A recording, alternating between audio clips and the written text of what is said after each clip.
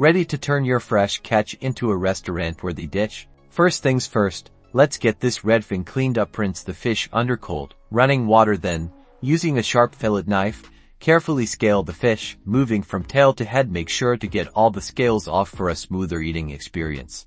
Next, gut the fish. Make a shallow incision from the vent to the gills. Gently pull out the entrails. Rinse the cavity thoroughly, removing any blood or remaining bits. Pat the fish dry with paper towels. Now for filleting. Place the fish on its side and make a cut behind the gills down to the backbone. Then, carefully slide the knife along the backbone, separating the fillet from the bones. Repeat on the other side. You can remove the skin by placing the fillet skin side down and sliding the knife between the skin and the flesh at a slight angle.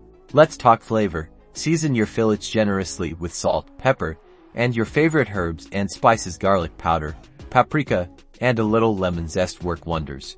Time to cook. For a crispy pan-fried redfin, heat some oil in a skillet over medium-high heat. Place the fillet skin side down if you have the skin on, and cook for about 34 minutes per side, or until golden brown and flaky. Prefer baking. Preheat your oven to 375 F19 OYC. Place the seasoned fillets on a baking sheet lined with parchment paper. Bake for 12-15 minutes, or until cooked through.